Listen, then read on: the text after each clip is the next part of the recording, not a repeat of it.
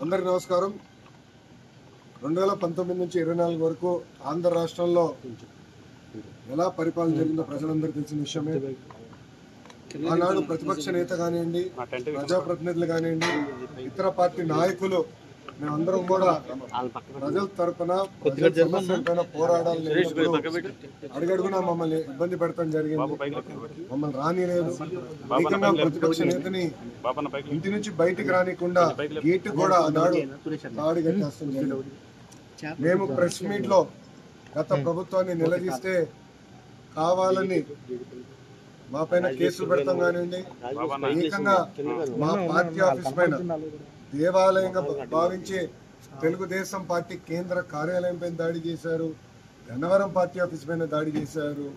ఇట్లా ప్రతిరోజు ఒకరిని జైలుకి తీసుకెళ్తాం, మా పైన దాడులు చేస్తాం. అదే జరిగింది. నేను ఆనాడు ప్రజలందరూ చెప్పాను. దాదాపు 90 బహిరంగ సభల్లో, యువగలం బహిరంగ సభల్లో ప్రజల ముందల ఎర్రబుక్ చూపించి ఏ అధికారులు వైకాపా నాయకులైతే చట్టాన్ని ఉల్లంఘించి ప్రజల్ని, తెలుగుదేశం పార్టీ కార్యకర్తలు ఇబ్బంది పెట్టారో న్యాయపరంగా వాళ్ళపైన చర్యలు తీసుకుంటా వాళ్ళని వదిలిపెట్టనని ఆనాడు హామీ జరిగింది. మొన్న కావాలని ఒక దళితుడిని కిడ్నాప్ చేసి కేసు విత్డ్రా చేయించారు ఇక్కడున్న మాజీ శాసనసభ్యుడు. ఆ కిడ్నాప్ కేసే ఈరోజు, ఆ కిడ్నాప్ వల్లనే ఈరోజు ఆయన జైలుకి వెళ్ళే పరిస్థితి. అన్ని వాస్తవాలు బయటికి వస్తాయి. మాకు దాంట్లో ఎలాంటి సందేహం లేదు. న్యాయబద్ధంగా అన్ని చర్యలు మేము తీసుకుంటాం. No questions. Sakshi, no questions.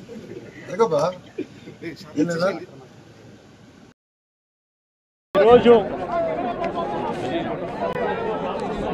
వంశీని అరెస్ట్ చేసిన తీరు, వంశీ మీద పెట్టిన false case,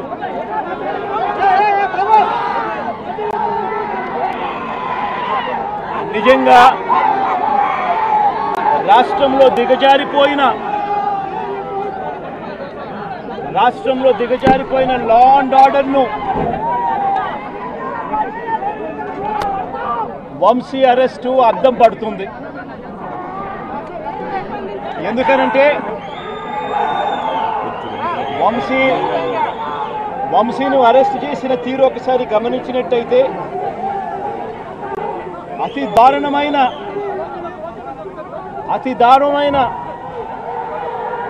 law and order break down కనిపిస్తుంది. ఒకసారి గమనించినట్టయితే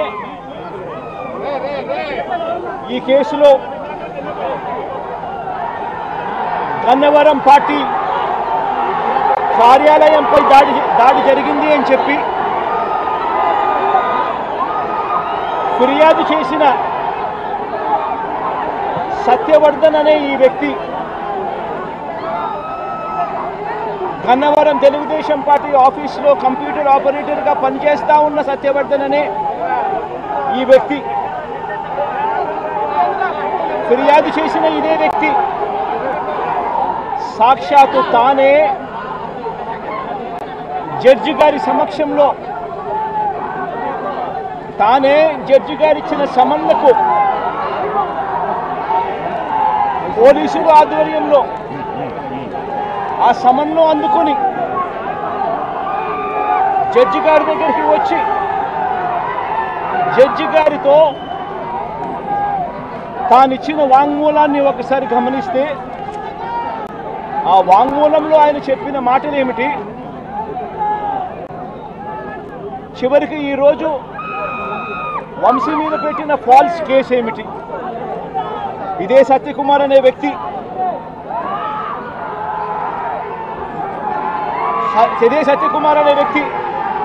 జడ్జి గారు ముందర జడ్జి గారి సమక్షంలో సత్యవర్ధన్ అనే వ్యక్తి వంశీ ఎలాంటి తప్పు చేయలేదు అని చెప్పినప్పటికీ కూడా వంశీ మీద తప్పుడు కేసులు ఈరోజు బనాయించడం జరిగింది. ఒకసారి ఈ కేసుకు సంబంధించి ఘటనలు ఒకసారి గమనించాల్సిన అవసరం ఉంది. ఫిబ్రవరి 19వ తారీఖున 2023 మంగళగిరి మంగళగిరిలో టీడీపీ హెడ్ ఆఫీసులో పట్టాభి అనే వ్యక్తి చేత వంశీ మీద భరించలేని విధంగా బూతులు తిట్టించారు చంద్రబాబు నాయుడు గారు. మంగళగిరి తెలుగుదేశం పార్టీ హెడ్ ఆఫీసులో ఫిబ్రవరి 19, 2023 పట్టాభి అనే వ్యక్తి రెచ్చగొడుతూ వంశీని తిడుతూ ఫిబ్రవరి 19వ తారీఖున తాను మాట్లాడిన మాటలు. ఫిబ్రవరి 19, 23 వాడో పిల్ల సైకో, నేనే గన్నవరం వెళ్తా, ఎవడేం పీకుతాడో చూస్తా, ఆ వంశీ సంగతి తేలుస్తా, నియోజకవర్గంలో నుంచి బయటికి విసిరేస్తా అంటూ గన్నవరం ఎమ్మెల్యే వల్లభనేని వంశీని రెచ్చగొట్టింది సాక్షాత్తు ఫిబ్రవరి 19వ తారీఖున ఇదే పట్టాభి అనే వ్యక్తి. అంతటితో ఆగకుండా ఫిబ్రవరి 20వ తారీఖున అంటే మరుసటి రోజు చంద్రబాబు గారు పట్టాభిని నేరుగా గన్నవరంకే పంపారు. గన్నవరంకే పంపి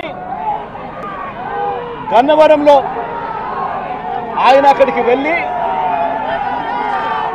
గన్నవరంలో మళ్ళీ ప్రెస్ మీట్ పెట్టి మళ్ళీ వంశీని మళ్ళీ తిట్టి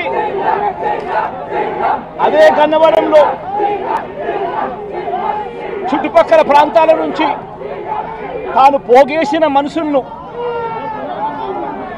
తాను వెంట పెట్టుకుని ప్రెస్ మీట్లో మరొకసారి వంశీని తిట్టి ఒక ప్రొసెషన్గా వైఎస్ఆర్సీపీ ఆఫీసును అటాక్ చేయడం కోసం ఫిబ్రవరి 20వ తారీఖున ఇదే పట్టాభి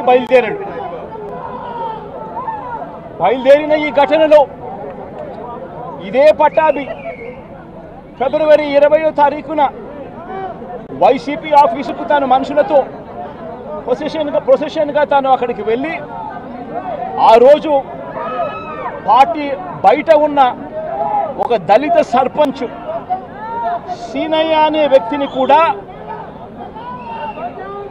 పట్టాభి వాళ్ళ మనుషులు దాడి కూడా చేయడం జరిగింది.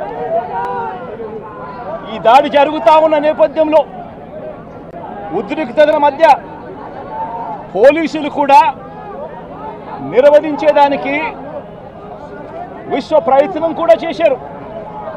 ఆ విశ్వ ప్రయత్నంలో సిఐ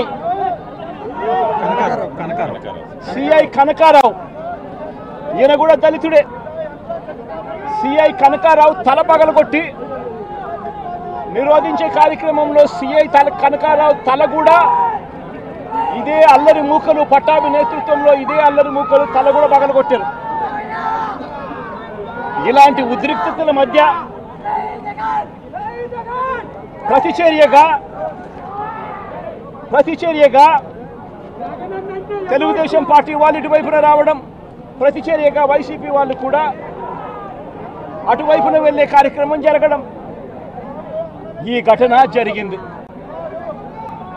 రెండు వైపులా ఆ రోజు పోలీసులు కేసు పెట్టారు. వైసీపీ ప్రభుత్వం అధికారంలో ఉంది, అయినా కూడా వన్సైడెడ్గా కేసులు వాళ్ళ మీద పెట్టలేదు.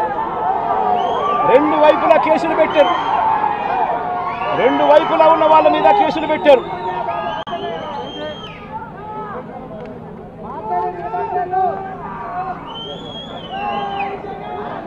తర్వాత గన్నవరం ఘటనకు సంబంధించి అప్పటి పోలీసులు సుమోటోగా టీడీపీ పార్టీ మీద, వైసీపీ పార్టీకి సంబంధించిన వాళ్ళ మీద, ఇద్దరి మీద కేసులు పెట్టారు. ఇదే సమయంలో టీడీపీ వాళ్ళు 3 కంప్లైంట్స్ కూడా ఇచ్చారు, అవి కూడా తీసుకోవడం జరిగింది. కానీ ఈ ఘటనలన్నీ కూడా టీడీపీ ఇచ్చిన కంప్లైంట్స్లో కానీ ఆ రోజు ఇచ్చిన కంప్లైంట్స్లో కానీ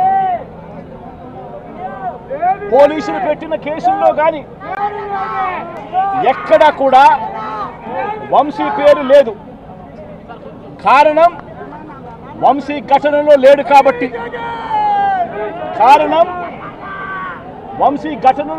కాబట్టి.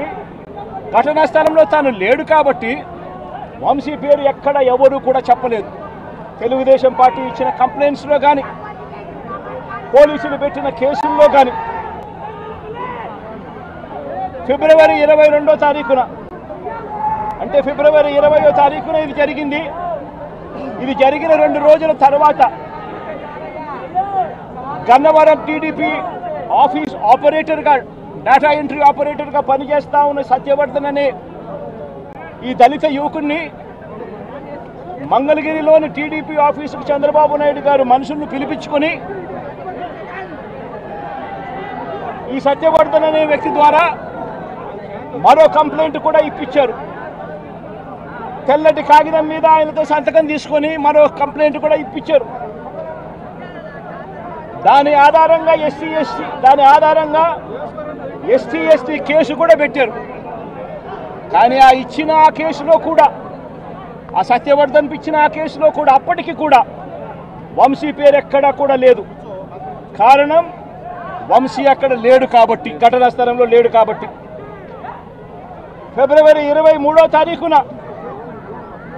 సత్యవర్ధన్ నుంచి పోలీసులు ఫిబ్రవరి 23, 2023 పోలీసులు ఇదే సత్యవర్ధన్ దగ్గర నుంచి 161 స్టేట్మెంట్ కూడా తీసుకున్నారు.